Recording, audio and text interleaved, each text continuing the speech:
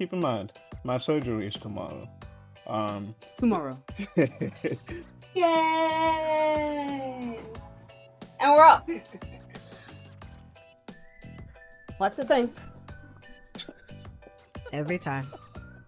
It's the bane of RP's existence. Like, literally every meme in the RP group is just the wet floor sign. So, we're back, guys. We just came back from getting the blood drawn, and we learned a lot. Shan's been going through it. But no, a lot of stuff happened that is kind of expected. Like a process like this it's a long process, and a lot of times, especially in American healthcare, you've got to advocate for yourself and actually keep track of the paperwork that you're doing, things like that. So the biggest thing that happened when we were actually getting the blood work done, because keep in mind, my surgery is tomorrow.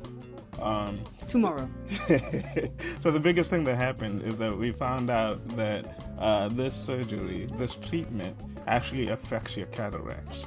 And it affects your cataracts in such a way that after 4 to 6 months, they recommend that you should get cataract surgery if you have not gotten surgery. This is new news to us. So because of that, my lovely wife, has been going on a long rant about how dare you guys tell us this now. Because it is integral to the effectiveness of the treatment. And I think for anyone on average, if you're getting something injected into your eye, and the whole reason you're doing it is because it's supposed to improve your visual acuity, your field of vision, your light sensitivity, you're doing all of this for that reason, so you can see better. And if now, the day before you're gonna get the treatment, they throw in a kind of, by the way, you need to get this done. Not you may need to get it, not like, oh, we'll see. But they're like, no, most likely, because it will make your cataract thicken. Something that maybe most of us would need to get done in our 40s and 50s, you will likely need to get done 6 to 9 months from now. That's okay. Like, if that's just part of the treatment and that's part of the process to get the most out of it, that's fine. What I did not appreciate is that you waited until now to tell us that. We have corresponded many, many times. We have come to this office many, many times. And it's not like they ever have. I don't know that this was necessarily it's not that it was misleading, but it's information that I feel was available, but just was not communicated or made. It was not made available until we reached a juncture of not turning back. So it's not like we were going to be like, oh, never mind. Like we weren't going to do that. But no, it's okay. Like, I think this is within the shenanigan allowance, level for me personally. Because part of the reason I've been doing this treatment is to kind of trailblaze and, see what pitfalls are there in place for people like me, for people who have RP, who want to get a treatment like this. Because, for instance, this treatment is likely going to be approved within the next year or two. And this means that there will be other people with RP who are seeking to get this treatment. The fact that you need to get your cataracts done if you haven't gotten it done already is a fact. That's going to remain, regardless of how we feel about whether it was volunteered to us earlier or not. And we still have the benefits of being able to at least pivot and adjust to that and, just know that. So I'm taking this as an opportunity to let you know that when you take a treatment like this, because you're having your eyes punctured and, as it heals, your cataracts will thicken, you will need to get your cataract surgery done. Now, if you have already done your cataract surgery, you don't need to. So for those of us with RP who have already gotten that done, that's already taken care of. I haven't gotten my cataract surgery yet, and because I have RP, I'm going to need to do it anyway. And as they say it at the clinic, anybody in life will also need to get their cataracts, surgery at some point in their life. But it's it's fine. It's all fine. It's all fine. And like you mentioned, the whole part of the reason we wanted to share is because I am a nurse, and I see how many things can slip through the cracks if you don't know the questions to ask, if you don't know how, or you might not have someone to help and advocate for you. So at a minimum, I feel like we did get a lot of information that maybe we didn't have, prior. So aside from needing to get the cataract surgery, it was also good to find out specifics about like the aftercare that's going to be necessary. Some better, some worse. So like it was good to know, one, as far as traveling, as far as the pressure in his eye, it takes 5 to 8 days for so there's an air bubble. The way that the drug is administered is basically a 20-minute procedure. They have a needle, they puncture some holes in my eyes and then administer the drug in the back of my eye. And that administration causes an air bubble in the back of your eye that does not diminish from the back of your eye for about 5 to 8 days. So that air bubble does cause some blurry vision while it's like reducing. It's going to cause some pain because it's pressure. So things while you have that air bubble, the things that you should avoid doing. So not exerting yourself and doing a lot of exercise, not picking up very heavy things while your eye is healing. It should diminish the pressure each day. So I believe for the first 4 days after you have the procedure, you put eye drops in that are antibiotic to help, with the prevention of infection. And then she mentioned like, hey, you can still use your phone, you can still look at screens. It's not going to be detrimental, but because your eye just went through this trauma, your eye is likely going to dry out faster. So you will want to have like eye drops after the antibiotic drops, just to kind of drop in there and help while your eye is healing. Which, okay, that's good information to know. Yeah. So, 4 to 8 days, there's an air bubble in your eye that reduces. She doesn't suggest, they do say you can fly if you want, but she said some people have not liked flying because of the discomfort that it causes. So if you can, just wait for the air bubble to dissipate. And she did mention that the effects that you would expect to have post-surgery would be, so during the first, 4 to 8 days while you have the air bubble, that eye is blurry while the air bubble is still there. It's there and it's covering, your eye line. And then after that, for the next 4 to 6 months, as you heal, your eyesight is blurry as well. And there's a I guess an inflection point of while you're healing, your cataracts are getting thicker. So as your cataracts are getting thicker, your eyesight will be getting blurrier from that. While your eyes are also healing and getting better from the treatment you got. So it is, recommended that after about 4 to 6 months, essentially after your eyes have healed from the trauma of this treatment, they recommend you get a cataract surgery so that you can get the benefit of the actual treatment. Yeah, and that is why I was frustrated. That is why I was because we came here in October, even prior to that in the summer. Never once did we know this, but that's okay. Like I said, it's better to know. It's better to know now. I'm trying my best to keep her in the optimistic spirit. It is. I'm not. I am. And I think this is any like where there's a lot of people involved, communication always is the point of like frustration, because like I said, I don't feel like this was intentional or anything. Like it just is what it is. It's information that we didn't have before and now we have now. But I am grateful that now that we have it, we are able to be like, okay, this is something we understand, that 6 to 9 months from now, the surgery that you are receiving tomorrow will have healed, but we need to plan so that in that, after 6 months, we know that like, okay, you're going to need to have this procedure done so that you can gain the most from what you've just had done. Which is like, we just want to be able to plan. We just want to be able to plan appropriately. Yeah. And I am looking forward to and that's good to know why you might be having blurriness. So like for some people, if they got this done and you're expecting like, I got this treatment, it should just all be uphill, from here, having an appropriate expectation. Because I feel like your morale, this is a big thing. You're expecting to see better. And if 4 or 5 months in, you're like, I feel like it's getting blurrier, you're not going to be happy. Like what's wrong with me? So knowing like, hey, if you feel like I thought it was getting better, but now maybe my light sensitivity is getting better. Maybe the colors I can recognize are better, but the overall clarity is getting worse. Now like, okay, it's getting to that time I might have to do it. She did mention some people it doesn't happen. Some people they don't. The cataracts are fine. The cataract is fine. So this is this is experimental to a certain extent. Like yes, a number of people have gotten it done, but the number relative to like the population of people with this disease is still relatively small. Yeah. So we will be here. You can learn from us. Yeah.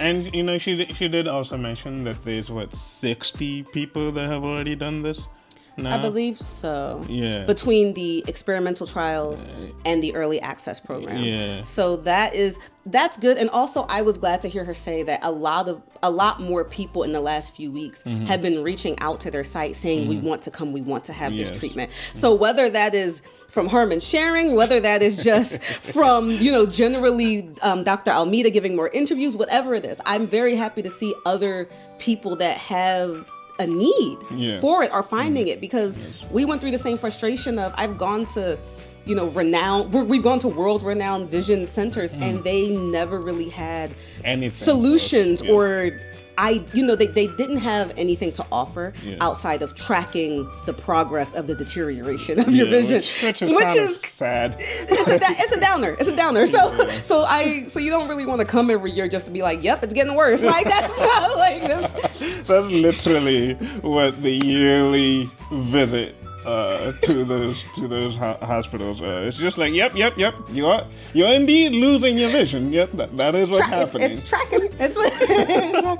But this was, and the fact that you have to search. Even when we were talking to her, she mentioned like, I'm surprised that I'm getting as many emails and people reaching out as I do, because it's not like doctors or anything are recommending it. She was like, most people they only find it if they're like stalking the clinical trial website looking. So however it's getting out there, whatever is happening. It is because that's what, and also the fact that like the slots are there. You want to get as many people as possible so that we do have as many people that can receive the treatment and hopefully it's better. And hopefully that also is going to give more people the opportunity to show what their results were. Because we're everybody's eyeballs are different. The more people we have that receive it and we can see how the results, the better it's going to be for everybody else that follows you. Like, and even if this trial isn't it, even if we do find out that the improvements are not it, we still have given Dr. Almeida and that clinic and things like Ocugen, we still have given all of those people the experience necessary to push the science forward. So that's what I'm really passionate about with this, is to get more people to do this. Because for instance, there's 30, I think there's 30 spots left in the EAP, and if they don't fill this, they might not be able to make the FDA, the minimum FDA requirements needed to even approve this. And for things like this, it's just, people just don't know that it exists. So we just need 30 more people to be willing to do this, in order to possibly make this approved. And like the way she was talking about the outcomes for everybody, people are actually seeing improvements for this. This is worth actually approving from what they're seeing.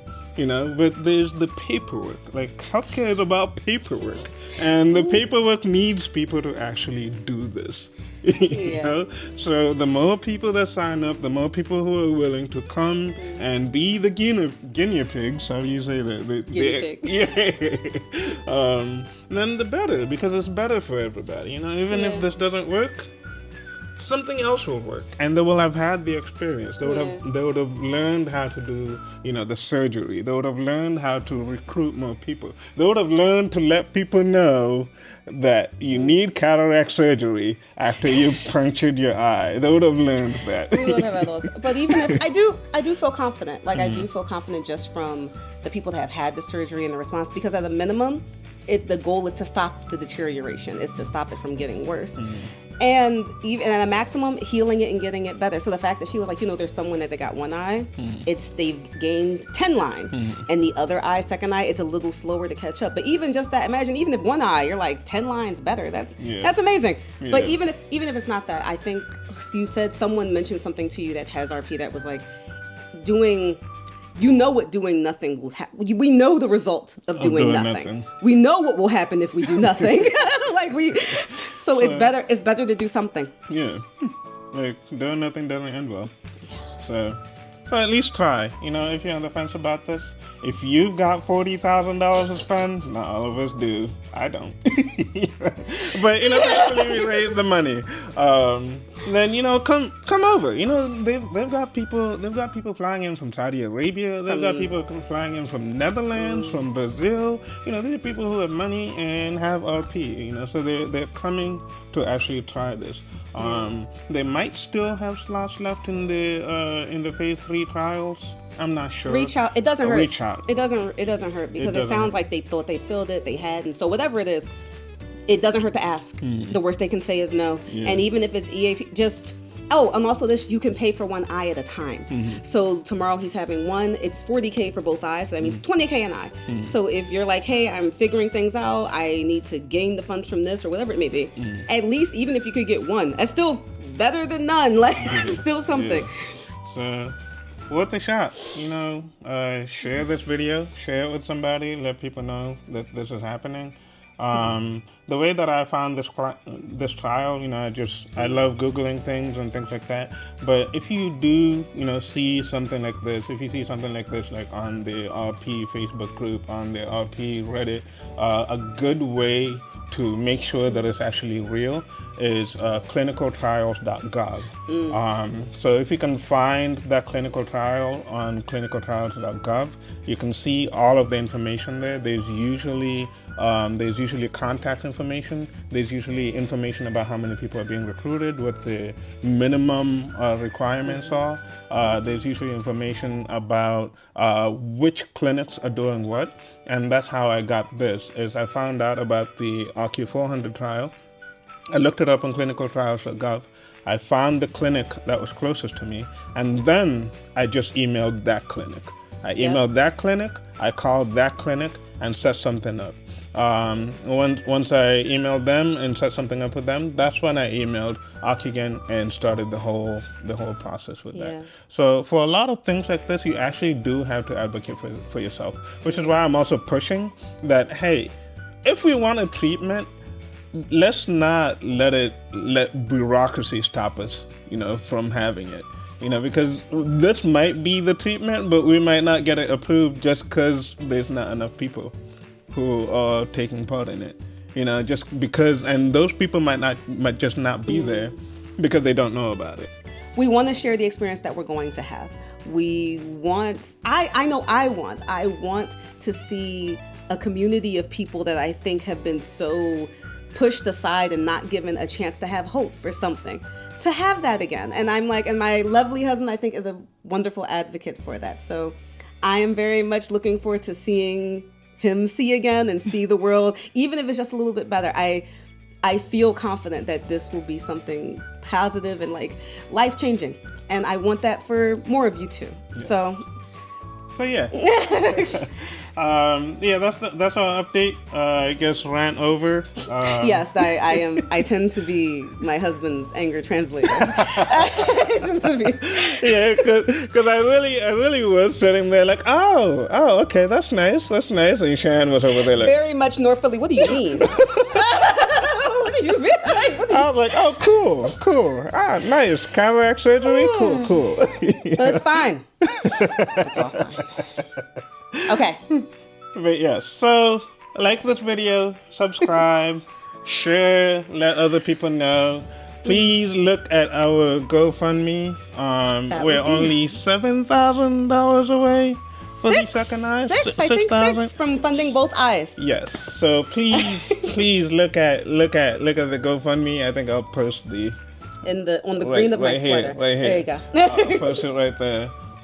Look at the GoFundMe, share it with somebody, donate what you can, please, and if help not, us. I'm not gonna say if not, but just share the information with someone else. Please donate. So it's all worked out. Yeah. Are you recording? Yes. Okay. You know, I just realized if we were Wicked, I try to think of myself as Glinda, but you're literally in pink. and I'm in green. Okay, you don't get the reference. It's fine. It's fine. No, I don't. Yeah, it's fine. It's fine. We will move on. Okay.